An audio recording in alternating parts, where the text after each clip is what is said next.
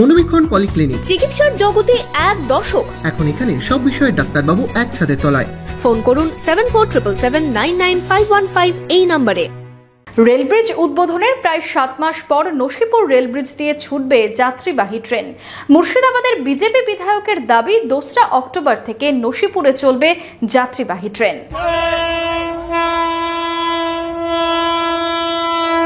দীর্ঘ 20 বছরের অপেক্ষার পর অবশেষে নসিপুর রেলব্রিজে যাত্রীবাহী ট্রেন ছুটতে চলেছে, এমনই দাবি করলেন মুর্শিদাবাদের বিধায়ক গৌরীশঙ্কর ঘোষ।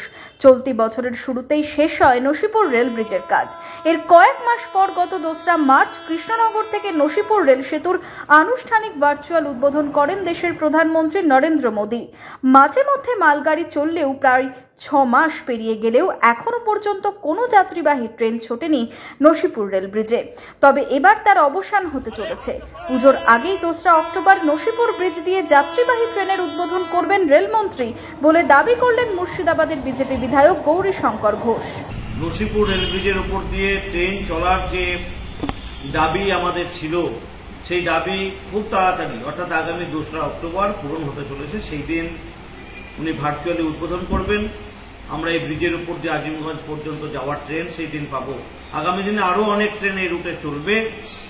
এই 2024 সালেই বেশ কয়েকটি লোকাল ট্রেন এবং এক্সপ্রেস ট্রেন এই আজিমগঞ্জ স্টেশনের উপর দিয়ে যাবে, মুর্শিদাবাদ স্টেশন থেকে নসিপুর রেল ব্রিজের উপর দিয়ে।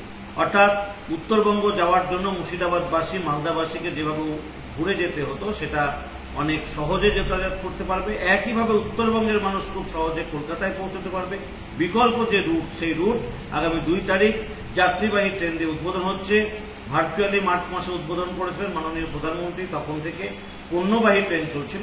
আগামী 2 তারিখ থেকে যাত্রীবাহী ট্রেন চলাচল শুরু হবে।